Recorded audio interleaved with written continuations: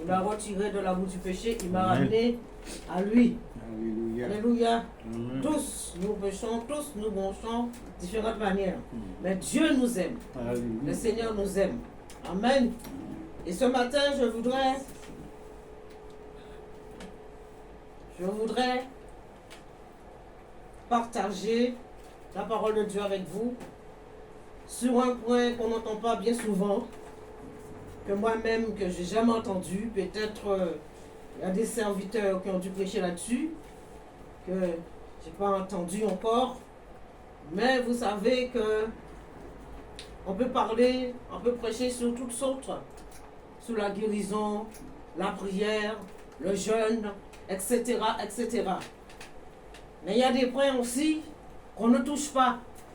Il y a des points aussi qui est dans la Bible, aussi qu'il faudrait toucher, qu'il faudrait parler aussi, et qu'on n'en parle pas. Amen. Et ce matin, je vous invite à prendre le livre, la Bible, Romains chapitre 16. Je vais m'attaquer à quelque chose, que Dieu puisse me guider, me diriger, et me permettre moi-même aussi de comprendre aussi ce passage. Alléluia. Que la parole de Dieu soit bénie dans notre cœur ce matin. Que la parole de Dieu puisse sortir dans ma bouche comme du feu. Recevez cette parole que Dieu vous accorde et qu'il m'accorde moi-même. Romains chapitre 16. Que Paul a écrit. Nous allons voir un petit peu le contexte de ce passage. On n'en parle pas beaucoup, d'ailleurs. Il est dit, je vous recommande Phobé, notre sœur, qui est diaconesse de l'église de Sancré, afin que vous la receviez en notre Seigneur d'une manière digne des saints et que vous l'assistiez dans les choses où elle aurait besoin de vous, car elle a donné aide à plusieurs et à moi-même. Nous voyons qu'au début, cette lettre que Paul a écrite donne à Phobé, je suppose, d'apporter à l'église de Romains. Il dit, je vous recommande Phobé. Phobé, notre sœur. Donc Phobé, c'était une sœur. Là, bien souvent, nous entendons que la femme n'a pas le droit de prêcher. La femme n'a pas le droit de ceci. La femme n'a pas le droit de cela. Mais quel droit la femme? Quel droit réellement la femme? La femme a quel droit? Est-ce que c'est seulement le droit d'être dans sa maison, élever ses enfants, quand son mari arrive, retire ses chaussures, laver ses pieds? Non. Est-ce que c'est réellement que la femme a le droit vraiment que ma femme, tais-toi, sois soumise, ne dis rien? Quel est le droit réellement de la femme? Et nous voyons que dans ce passage-là, Paul recommande Phobé, notre sœur qui est diaconesse de l'église de Chancré. Chancré, je pense, c'est une petite ville, pas très loin de Corinthe. Voyez, donc, diaconesse. Diaconesse qu'on peut dire aussi servante. Diaconesse aussi qu'on peut dire aussi ministre. Voyez, donc si Paul, le grand Paul, qu'on dit, qui était rempli du Saint-Esprit, et vous savez que plus que je lis les livres de Paul, plus que je trouve que Paul conduit des gens vraiment dans la confusion, bien souvent. Voyez, et un jour, quelqu'un m'avait dit que la Bible est contradictoire à lui-même. Non, la Bible n'est pas contradictoire, mais c'est tout dépend de la manière qu'on a rédigé. Voyez, c'est tout la manière qu'on a rédigé la Bible. Et donc, parfois, qui nous montre que la Bible est contradictoire. Dieu n'est pas contradictoire. Dieu ne se contredit pas. Alléluia. Donc, nous voyons que, comme on dit aussi, que les gens prennent plus tôt ce passage dans Corinthiens où il est dit, je ne permets pas à la femme de prêcher. On va souvent entendre des débats sur ce passage-là. On entendra plusieurs hommes de Dieu vont prendre le débat sur ce passage en disant que je ne permets pas, Paul a dit que je ne permets pas que la femme puisse prêcher. Mais il dit, je ne permets pas. Qui c'est qui parle? Est-ce que c'est le Seigneur ou c'est Paul qui parle? Donc si moi je viens vers toi, je viens vers vous, je vous dis, je veux pas. Qui c'est qui ordonne que je veux pas? C'est moi qui vous dit que je ne veux pas, d'accord? Donc il dit je ne. Donc ça veut dire que c'est Paul qui parle de lui-même. C'est lui qui donne ce passage en disant que je ne permets pas. Bon, je ne sais pas quel était le problème de Paul avec les femmes. Je ne peux pas vous dire parce que lui-même il n'était pas marié. Donc, vous voyez quand dans le passage, plusieurs passages que nous lisons, nous voyons que Paul lui-même induit les gens vraiment dans la confusion. Mais je n'en veux pas, c'est mon frère. Jésus l'a choisi. C'était pour un but bien précis. Jésus l'a choisi, c'était pour apporter la parole aux païens. Alléluia. Comme Pierre a été choisi pour porter la parole aux Juifs.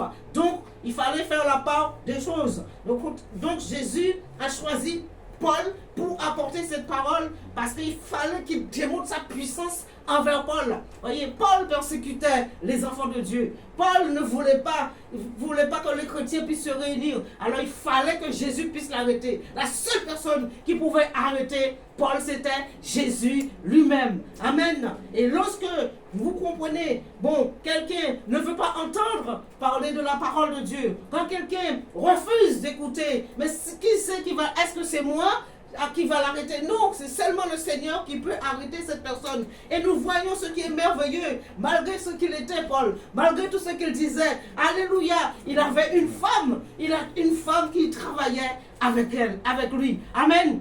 Alléluia. Phobé. Il dit, je vous recommande Phobé. Lorsqu'on recommande quelqu'un, c'est parce qu'on a confiance en cette personne. Amen.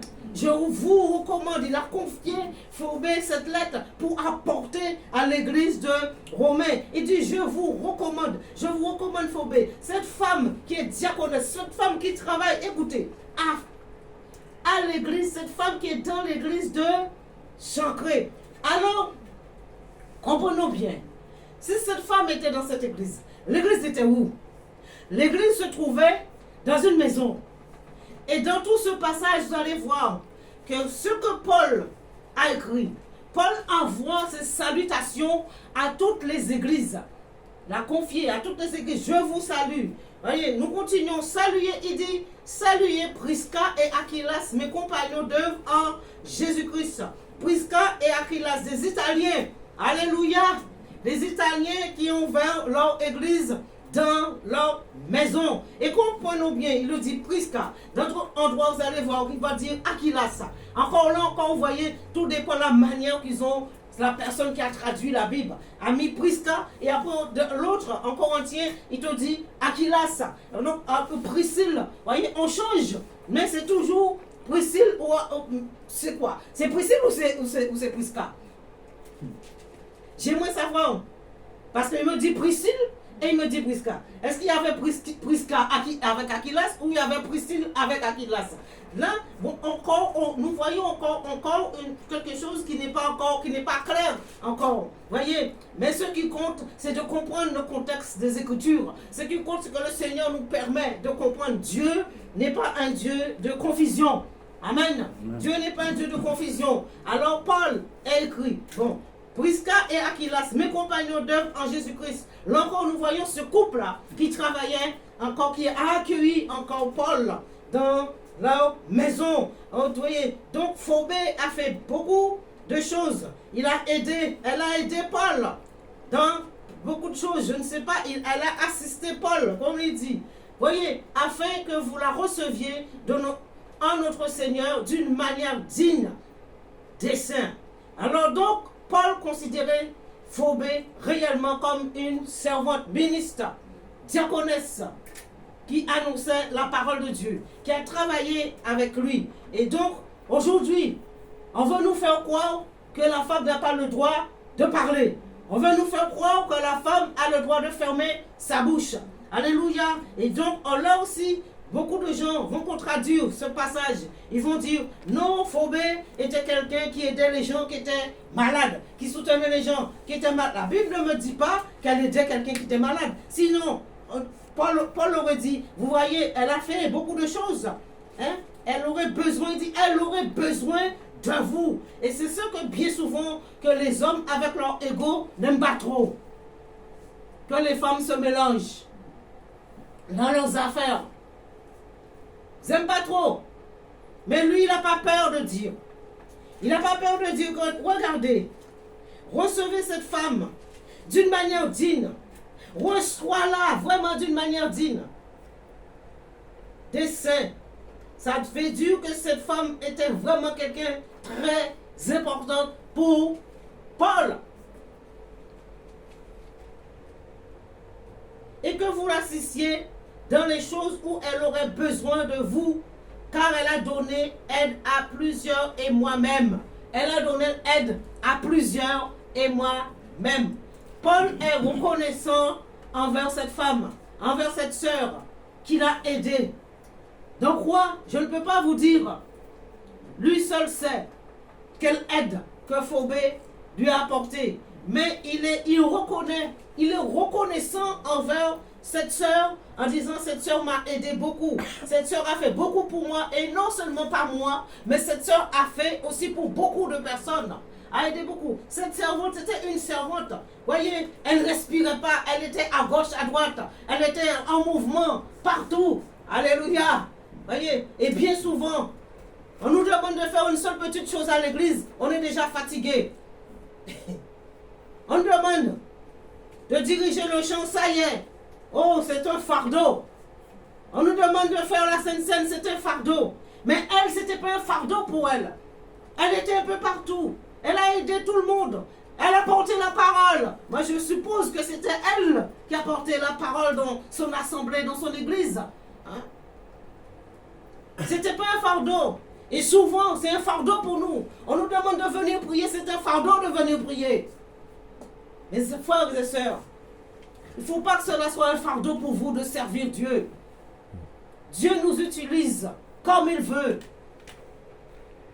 Si on veut que le Seigneur puisse nous utiliser, il faut nous abandonner entre ses mains. Et je pense que Phobé s'est abandonnée entre les mains du Seigneur. Elle s'est laissée diriger par le Seigneur. Et Paul a reconnu en cette femme que Dieu agissait dans sa vie. Dieu agissait dans la vie de Phobé. Et aujourd'hui, les hommes sont incapables de discerner et de voir quand Dieu agit dans la vie d'un homme, quand Dieu agit dans la vie d'une femme. Ils rejettent. Ils ne veulent pas recevoir. Leur ego empêche de voir. Pour eux, c'est moi, c'est moi, c'est moi. Quel moi? Tu fais rien du tout. C'est Jésus qui fait dans notre vie. Moi, je fais rien, c'est Jésus qui fait. Amen. Amen. Alléluia. Et donc, Jésus faisait tout dans la vie de Phobé. Phobé se laissait diriger par le Seigneur. Phobé est une femme, je suppose, remplie de l'esprit, comme Paul, comme Pierre. Alléluia. Mes frères et sœurs, il faut avoir la soif de servir Dieu. Si nous n'avons pas la soif de le servir, on ne pourra pas servir Dieu. Il faut avoir cette soif. Saluez Prisca et Aquilas, mes compagnons d'œuvre en Jésus-Christ, qui ont exposé leur tête pour sauver ma vie. Aquilas, Prisca et Aquilas, vous ne vous rendez pas compte? Ils ont exposé leur tête pour sauver la vie de Paul. Qui va exposer sa tête pour me sauver? Au contraire, il va fuir cette personne. Personne ne pourra exposer leur tête pour me sauver. Au contraire, ils vont me vendre encore davantage. Voyez, au contraire, ils vont encore me trahir. Quel est l'ami fidèle? Quelle est la personne qui est capable d'exposer sa tête pour sauver un enfant de Dieu? De nos jours, il n'y en a pas. Nous sommes tous égoïstes. Nous pensons qu'à nous-mêmes. Et là, Aquilas, Prisca et Aquilas ne pensaient pas à eux, mais ils pensaient à aider Paul. N'oubliez pas, Paul, c'est un soldat qui persécutait les enfants de Dieu. Et là, Paul l'a reconnu. Mais il y a des gens qui marchent. Il y a des gens qui ont Jésus-Christ dans leur vie. Maintenant, Jésus m'a sauvé. Mais regardez, maintenant ce sont ces gens-là que j'étais en train de persécuter. Maintenant, ce sont eux qui sont en train de me secourir. Alléluia. Maintenant, qui Paul retrouve? Ce sont les gens qu'il est en train de persécuter. Il a trouvé Prisca et Aquilas avec l'église dans leur maison. Maison, je dis. Pas local. Pas de grandes pièces, pas de grands locaux. que nous trouvons aujourd'hui. Que maintenant, des grands locaux, que les gens, alors maintenant, si il n'y a pas ça, je ne vais pas à l'église. S'il n'y a pas l'école, si on te dit aux gens, oui, on me demande, tu fais le culte où chez toi? Je dis, je fais le culte chez moi. Ah, dès qu'ils entendent maison, ils prennent la fuite. Dès qu'ils entendent maison, ça ne rentre pas dans le cadre. Regardez, mes amis, ce chapitre-là. Dans ce chapitre, ils étaient où? Ils étaient tous dans leur maison. L'église était dans leur maison. Tous les gens que Paul envoie cette lettre, il demande à Donaphobé et leur dit de saluer. Regardez, écoutez-moi bien, qui ont exposé leur tête pour sauver ma vie. Ce n'est pas moi seul qui leur rend grâce, ce sont toutes les églises des païens. Alléluia. Paul qui a été choisi pour prêcher aux païens. Hein? Et donc il dit, saluez aussi l'église qui est dans leur maison. Amen. Qui est dans leur maison. Amen. Qui est dans leur maison. Amen. Moi j'ai l'église dans ma maison. Amen. Amen. Alléluia. Amen. Que Dieu soit béni. Écoutez-moi, mes amis. Dans les derniers temps là, l'église va retourner dans les maisons. Amen. Tous ces grands locaux là, où on vous demande la dîme tous les mois, il faut verser pour payer les 3 000 euros, pour payer le local 4 000 euros, pour payer le local 5 000 euros. Est-ce que Dieu t'a dit d'aller chercher le local de 5 000? Si cela vient de Dieu, pourquoi tu es en train de pleurer? Les gens sont en train de pleurer tous les dimanches. Donnez la dîme. Pourquoi? Parce qu'ils ont été chercher un local qui coûte 3 000 euros. Demande à Dieu. Si cela vient de Dieu, si tu es serviteur, servante de Dieu, Dieu t'a appelé à son service. Tu te mets à genoux. La Bible, Dieu possède tout. C'est lui qui conduit toutes choses. C'est lui qui dirige toutes choses. Tout est entre ses mains. Pourquoi tu pleures? Pour qu'on puisse tout le temps donner. Celui qui demande, reçoit, la Bible dit. Tu vas demander au Seigneur. Le Seigneur va te donner cet argent. Et là maintenant, tu dis, Seigneur, je ne veux pas louer le local, mais je veux acheter, afin que cela soit à toi. Il faut que vous puissiez, vous enfants de Dieu, vous serviteurs de Dieu, vous servantes de Dieu, arrêtez de louer les choses. Arrêtez de louer des locaux qui vous coûtent cher. Et vous dépouillez les enfants de Dieu pour vous donner. Regardez, il est dit, l'église était dans leur maison. Dieu nous a choisis. Dieu nous a appelés. Alors prie. Dis Seigneur, je veux acheter. Il faut acheter. Arrêtez de louer. On passe notre temps à louer. Le monde achète. Pourquoi pas nous? Pourquoi pas nous? Réfléchissez un peu. Vous êtes en train de louer les choses. On passe, on fait la peinture, on remet tout en ordre. Et une fois que tout est bien, après, la personne, le bien, non, maintenant je ne loue plus. Parce que tu as fait les travaux pour lui. C'est ça qu'il attendait. Tu as fait les travaux pour lui. Son truc était un taudis. Il n'avait rien. Et tu as réparé. Tu as fait la peinture bien comme il faut. Et là maintenant il te dit non, je ne te loue plus. Les enfants de Dieu, réveillez-vous un peu. Réveillez-vous. Nous vivons un temps. Oh Seigneur Jésus. Vous savez que nous vivons un temps là, que les chrétiens vont être persécutés. Les chrétiens vont être persécutés. Les choses commencent tout doucement. Ne croyez pas qu'on commence à attaquer les musulmans. C'est pas, on les attaque pourquoi? C'est pour nous attaquer après. C'est pour nous attaquer. On les attaque pour nous attaquer. Et une fois qu'ils ont attaqué, ils commencent par là, ils disent, bon, nous on va les attaquer. Et après, eux maintenant, les évangélistes, on va les prendre, on va les attaquer, on va leur dire, maintenant arrêtez. On va nous empêcher d'aller, on va fermer les locaux. Maintenant, l'heure est venue. Achetez vos trucs. Personne ne pourra vous mettre dehors si vous achetez. Si le truc vous appartient, on ne pourra pas vous mettre dehors. Amen. Et là, dans ce passage-là, nous voyons que au fur et à mesure que Paul donne ses salutations, et nous voyons que dans ce passage, il y a des femmes, il y a des hommes. Alléluia. Il n'y a pas que les hommes. Il y a des femmes, il y a des hommes. Saluez Marie qui a pris beaucoup de peine pour vous. Voyez, Marie, on ne sait pas, on ne nous donne pas sa tâche. Marie peut-être priait, aidait, voyez. Mais il y avait des femmes. Si Paul donne les salutations, c'est parce que il a reconnu que réellement les femmes ont une importance dans l'œuvre de Dieu. C'est même Paul que vous dites, je ne permets pas. Mais Paul a reconnu, il donne les salutations, c'est parce qu'il reconnaît que les femmes ont une importance dans l'œuvre de Dieu. Hein? Saluez Marie. Saluez Andronicus et Junias, mes parents et mes compagnons de captivité qui jouissent d'une grande considération parmi les apôtres et qui même ont été en Christ avant moi. Est-ce que Andronicus et Junias étaient vraiment les parents de Paul? Avec Paul, on ne sait pas. Hein? On sait pas. Il reconnaît que tout le monde c'est son fils. Il reconnaît que tout le monde... Avec lui, on ne sait pas. Est-ce que c'était réellement ses vrais parents? Est-ce que c'était vraiment parents biologiques? Je ne peux pas vous dire.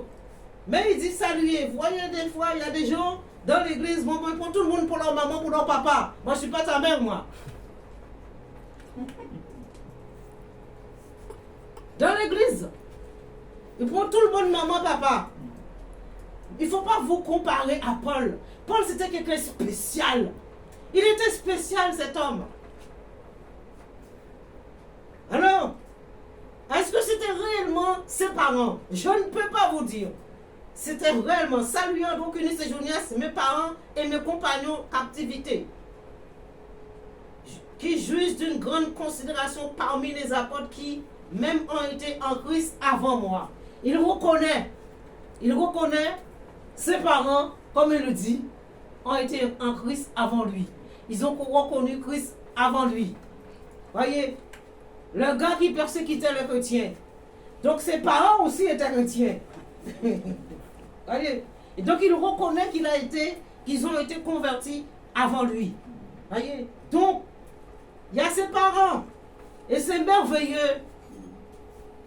C'est merveilleux quand des parents, ils ont leurs enfants qui servent Dieu. Ils ont aussi des parents avec eux qui servent Dieu. C'est merveilleux.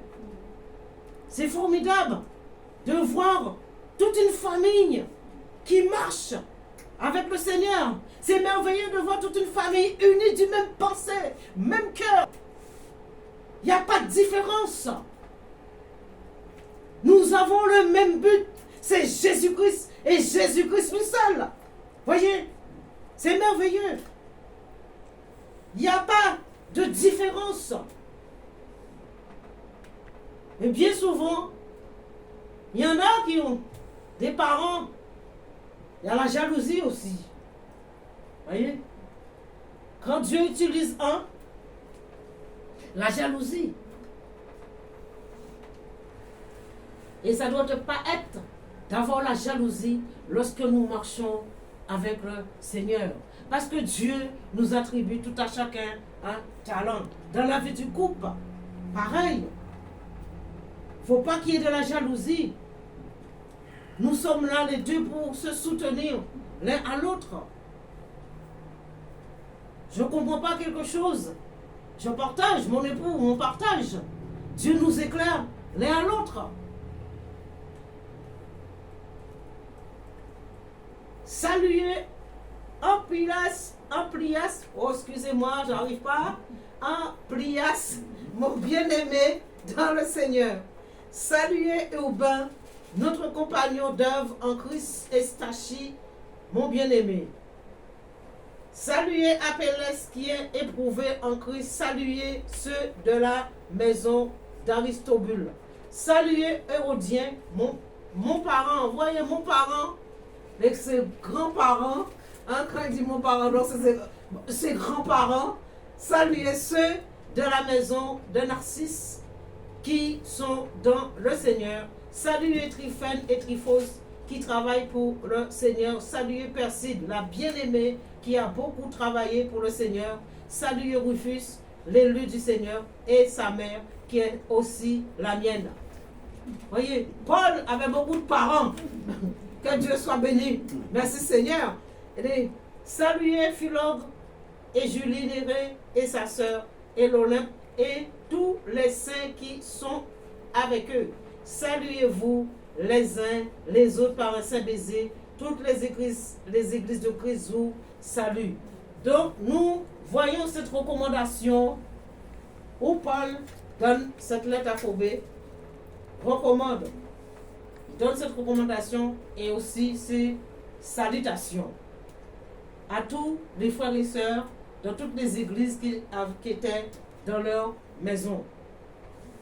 Aujourd'hui, on refuse l'église de maison. Aujourd'hui, on dit non, si c'est dans ta maison, je ne viens pas. Mais vous savez, comme on dit, vaut mieux la qualité que la quantité. Même parce que Jésus même lui a dit, là 2 ou 3 sont réunis en mon nom. Je suis au milieu d'eux. Donc je dis, n'a pas dit là 50 sont réunis en mon nom, je suis au milieu d'eux. Il n'a pas dit là 100 sont réunis en mon nom, je suis au milieu d'eux.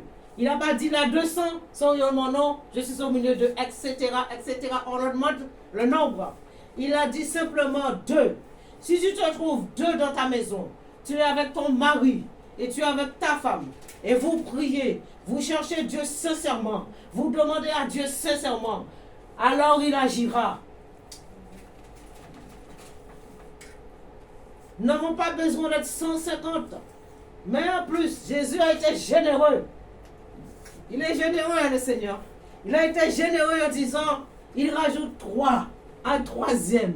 Si une troisième personne se joint à vous, sachez que je suis au milieu de vous. Alors, quand Jésus dit, il est au milieu de nous, ce n'est pas lui-même physiquement, on ne le voit pas. Mais comme il a donné le Saint-Esprit, cela veut dire que le Saint-Esprit est au milieu de nous. Amen. C'est le Saint-Esprit. Tu as le Saint-Esprit, j'ai le Saint-Esprit, nous prions, alors le Saint-Esprit est au milieu de nous. C'est lui qui agit au milieu de nous. C'est Jésus-Christ, l'Esprit de Jésus. Alors, beaucoup de gens, personnes disent, ah ouais, pourquoi tu dis, est-ce que tu vois Jésus? Nous ne voyons pas Jésus, mais nous croyons en Jésus. Ce n'est pas la même chose. Nous n'avons pas besoin de le voir. Pourquoi? Nous croyons en Jésus. Nous croyons qu'il a envoyé le Saint-Esprit. Sur terre, c'est le Saint-Esprit qui fait l'œuvre. C'est le Saint-Esprit qui fait l'œuvre sur terre. Lorsque nous sommes 2, nous sommes réunis, nous prions sincèrement, nous cherchons la face de Dieu, alors le Saint-Esprit agit. Amen. Et s'il y a des enfants, nous prions pour les enfants grandissent, après, ils donnent là où vient Jésus, alors ça fait 3, encore si un 4e enfant, alors ça fait 4, si un 5e, alors ça fait 5, nous rajoutons, merci Seigneur, oh, j'ai que seulement 3 filles et un garçon, je bénis Dieu, et une petite fille, je suis contente, je désire encore notre petite, mais seul Dieu connaît toutes choses, amen. Alléluia. Donc nous voyons que réellement que Paul avait une considération vraiment pour Phobé. Et l'importance des églises de maison. Lorsque nous nous réunissons dans une maison, voyez, c'est pour chercher Dieu. C'est pour prier. C'est pour apporter les sujets, les membres de notre famille. Et d'autres personnes peuvent se joindre à nous pour que le Seigneur puisse agir, montrer sa gloire. Vous ne connaissez pas l'importance lorsque nous sommes dans une maison en train de prier. Si les gens savaient l'importance lorsqu'on se réunit dans une maison pour chercher la face de Dieu, c'est là que la puissance de Dieu descend. La puissance de Dieu ne descend pas dans une grande locale. Parce que pourquoi il y a trop d'incrédules trop d'incrédules ne sont pas unis. Il n'y a pas l'unité. Ça s'appelle l'église de Jésus-Christ, oui. Le Saint-Esprit est là, oui. Pourquoi nous ne voyons pas tant de miracles au sein de grandes églises locales? Parce qu'il y a l'incrédulité, mes amis. Et il n'y a pas l'unité. Lorsque nous nous réunissons, comme une petite communauté, tu te réunis, nous nous réunissons, nous sommes du même cœur. C'est ça le Seigneur demande, être du même cœur. Même esprit, uni. Il n'y a pas de différence. On ne regarde pas l'un à l'autre. On ne va pas regarder la manière de sa prière. Au contraire, on va le soutenir quand il prie, quand il demande à Dieu. Même s'il demande à Dieu, oh Seigneur, avec une lèvre, je ne sais pas. Mais nous savons, personne ne sait prier. Qui sait prier? Moi, je ne sais pas prier. Personne ne sait prier. Nous prions tous dans notre manière. Mais qui entend, qui exauce, c'est le Seigneur. Amen. C'est une joie de savoir que de lire ce passage et de voir un petit peu comment Paul a donné l'importance à la femme. Et aujourd'hui, beaucoup de serviteurs disent la femme doit se taire. Si tu veux que je puisse me taire, mets du scotch sur ma bouche. Comme ça, je ne vais pas ouvrir.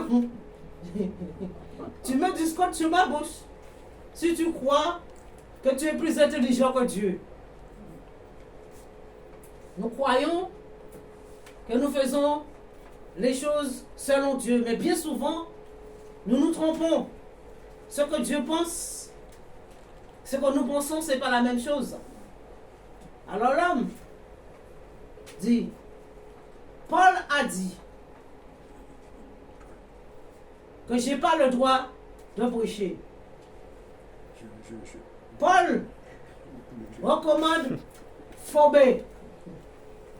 Paul donne ses salutations à Prisca, Priscille, comme vous voulez.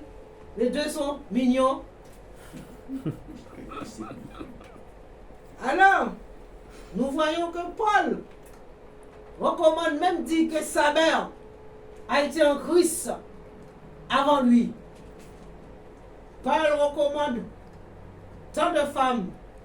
Et je comprends pourquoi aujourd'hui que je n'entends pas de message sur ce passage. Parce que beaucoup esquivent.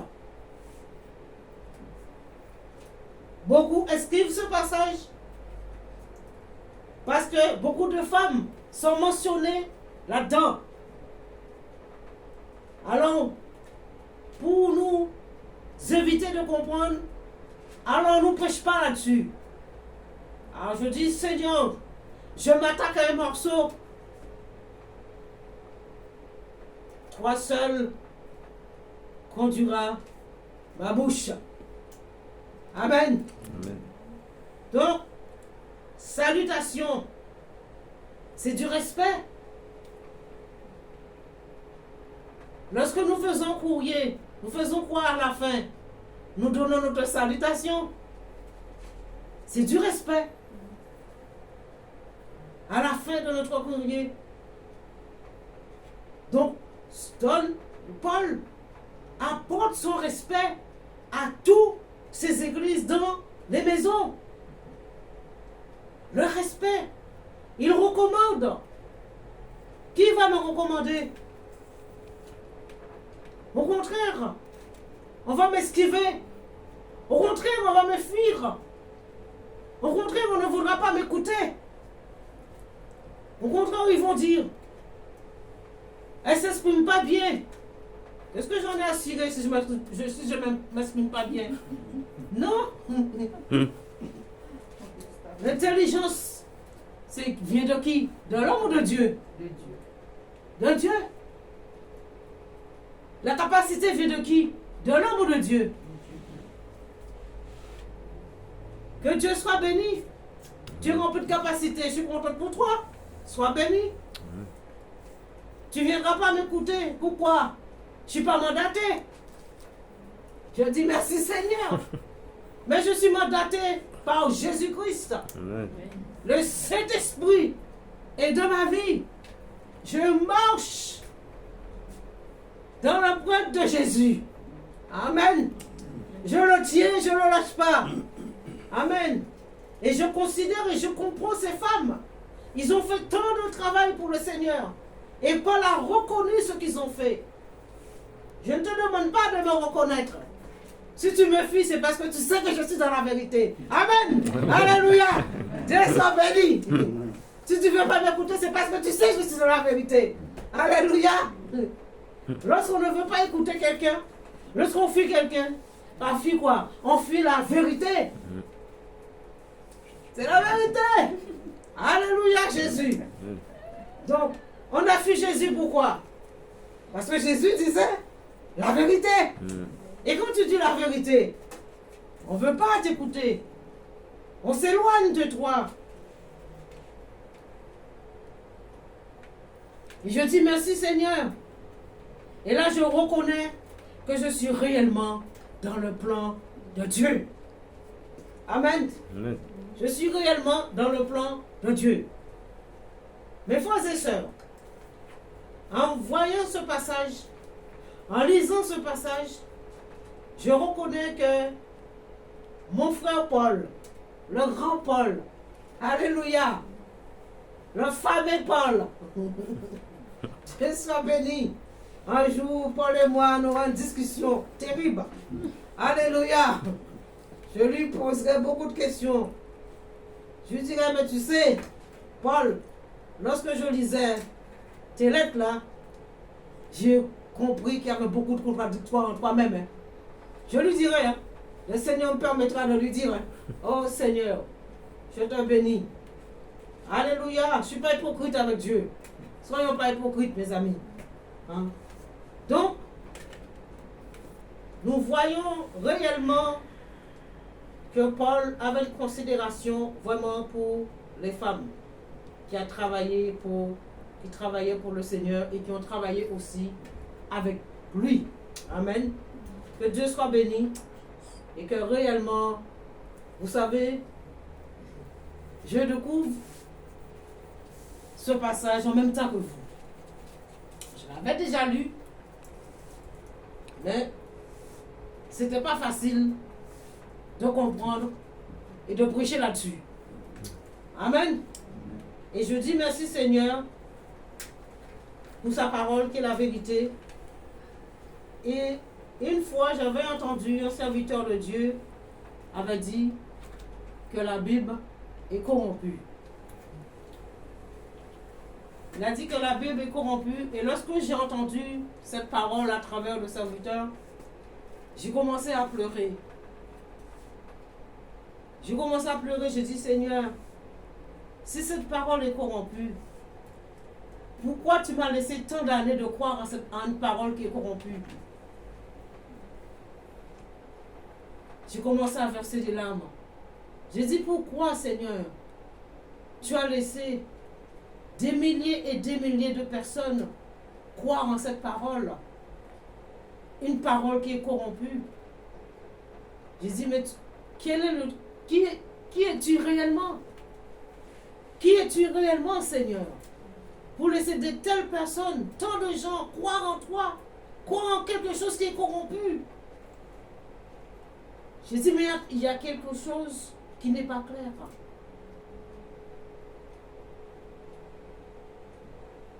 Mes frères et sœurs, si la Bible était corrompue, pourquoi Dieu a laissé tant de personnes se tourner vers lui? Faisons très attention à des prédications. Faites attention, même moi quand je vous parle. Ne sont-on pas des gens sortent du contexte et pour amener leur propre opinion? Et moi, je ne veux pas apporter ma propre opinion. Je veux apporter ce que Dieu me communique pour communiquer. La Bible, il a dit que c'est une Bible corrompue. Cette même Bible que tu dis qui est corrompue, tu prêches avec. Donc il y a quelque chose qui n'est pas clair. Tu prêches avec cette même Bible qui est corrompue. tu prends cette même Bible pour refaire une Bible, avec les mêmes phrases, pour rajouter tes phrases, et tu dis que c'est corrompu.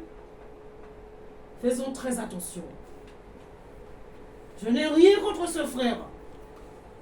Il y a des choses qu'il dit qui est vrai, mais il y a des choses que je suis d'accord avec lui, mais il y a des choses aussi que je ne suis pas d'accord. Je dis, tu prends ce qui est bon et tu rejettes ce qui n'est pas bon. En lui, il y a des choses qui sont bonnes, mais aussi en lui, il y a des choses qui ne sont pas bonnes. Il faut que les gens soient éclairés et de comprendre. Que Dieu puisse nous aider. Que Dieu puisse m'aider, moi, à ne pas apporter n'importe quoi. À ne pas dire n'importe quoi. Par ta parole, tu sois justifié. Par ta parole, tu sois condamné, que la Bible dit. Okay?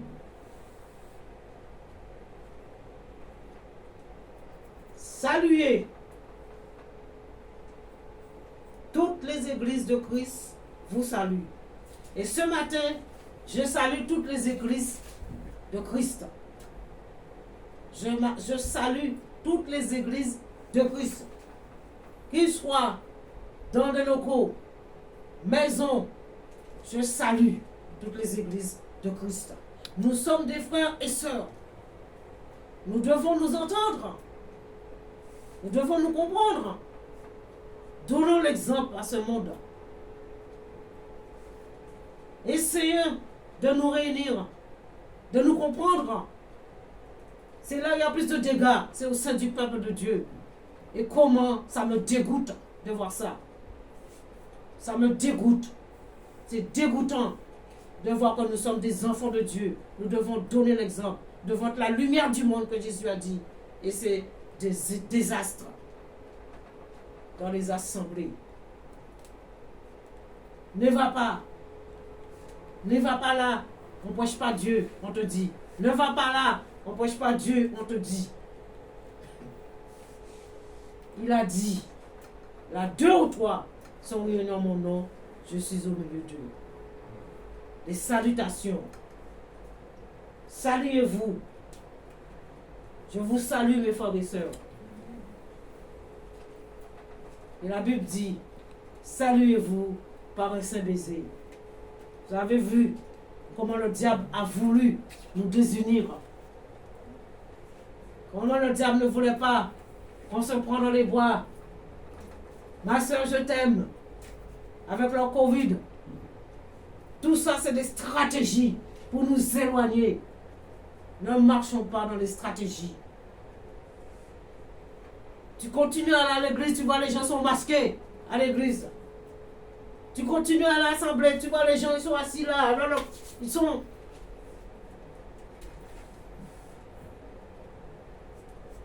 Tu arrives, ils veulent même pas te toucher.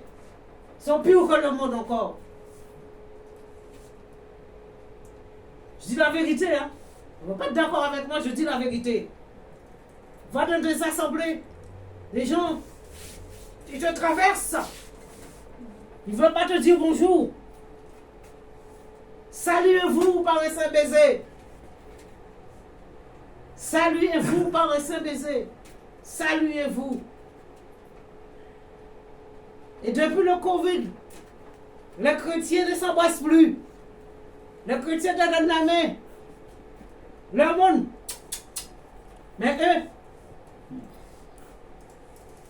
Et on se dit en Christ. On se dit en Christ. On se dit l'église de Jésus-Christ. L'église de Jésus-Christ. Voilà la parole de Paul. Saluez-vous les uns les autres par un saint baiser. Toutes les églises de Christ vous saluent. Et je vous salue tous au nom du Seigneur Jésus-Christ. Soyez bénis. Amen. Alléluia. Merci Seigneur.